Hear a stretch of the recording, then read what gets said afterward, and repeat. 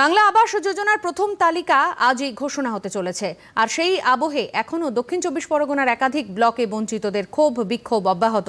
গতকাল রায়দিঘিতে মথুরাপুর 2 নম্বর ব্লকে আবাস যোজনায় বঞ্চিত মহিলারা দীর্ঘক্ষণ অবস্থান বিক্ষোভ করেন। এদিন পশ্চিমবঙ্গ ক্ষেত মজুর সমিতি এবং শ্রমজীবী মহিলা সমিতির পক্ষ থেকে কয়েকশো মহিলা বিডিও অফিসের চত্বরে বঞ্চনার বিরুদ্ধে সোচ্চার হন। বিক্ষোভকারী মহিলাদের দাবি, তালিকায় নাম থাকলেও নাম কেটে দেওয়া হয়েছে। কাঁচা বাড়িতে বাস করা সব বাসিন্দাদের আবাস তালিকায় নাম নথিভুক্তের দাবি জানান তারা। পরে মথুরাপুর 2 নম্বর ব্লকের বিডিও নাজির হোসেনের কাছে বেশ কিছু দাবি নিয়ে ডেপুটেশন জমা দেন।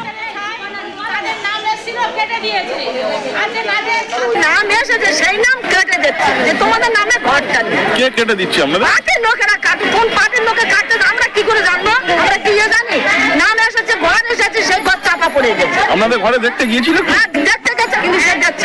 আপনার কি অসুবিধা হয়েছে? আমাদের তো ঘর নেই বলে তো অসুবিধা হচ্ছে। লিস্টে নাম আসেনি? না, নাম এসেছিল, আমরা নিজে কানে শুনলাম সে নাম কেটে গেল। আমার সামনে অসুবিধা কিছু করতে পারে না। এবার ওনার কোনো কিছু বলতে গেলে ওনারা বলছে ঘর এসে গিয়ে দেখি বলে না নাম কেটে গেছে তোমাদের ঘরে। তখন বলছি ঘর কেটে গেছে, আমাদের তো এই ঘরের পরিস্থিতি, তোমরা এসে দেখে যাও। তাও আমাদের ঘর দেখতে আসেনি। একটা ত্রিপল চেয়েছি, তাও ত্রিপল দিচ্ছে না। ত্রিপল কিনে নিয়ে আমার ঘরে লাগিয়ে দিয়েছি, কোনো পয়সা লাগিয়েছি। এখন আমরা কি করবো? তার জন্য ঘরের দাবিতে আমরা বিডিও অফিসে গেছি।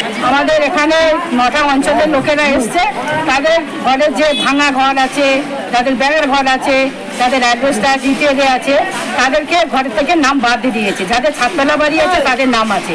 সেই জন্য আমরা কোনো পার্টি নয়, কোনো দলে নয়, কোনো ধর্মের নয়, আমরা এসেছি যে গরিব মানুষ, আমাদেরকে ঘরের নামে নাম তুলতে হবে এবং ঘর দিতে হবে এবং ছাদতলা বাড়ি দিতে হবে। কেন প্রতি বছর 2বার 3বার খরা হচ্ছে, বন্যা হচ্ছে, ঝড় আসছে, মানুষ বাচ্চা কাচ্চা নিয়ে থাকতে পারছে না। অনেকটা দূর ফ্ল্যাট সেন্টার, সেখানে মানুষরা যেতে পারছে না, বা যারা যাচ্ছে তাদের বাড়ি তখন সব লুট হয়ে যাচ্ছে বা পড়ে যাচ্ছে, সব চাপা পড়ে যাচ্ছে।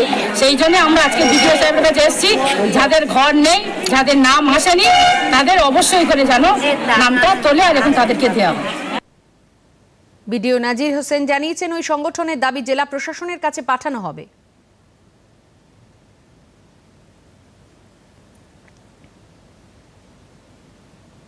আবাস যোজনা ওদের কিছু দাবি আছে, ছিল পশ্চিমবঙ্গ ক্ষেত মজুর সমিতি, যে সবাইকে বাড়ি দিতে হবে। এবং মূলত আমি যা দেখছিলাম তাদের দাবি আছে যে যারা এনলিস্টেড বেনিফিশিয়ারি আছে টাকাটা মহিলাদের ব্যাংক অ্যাকাউন্টে দিতে হবে।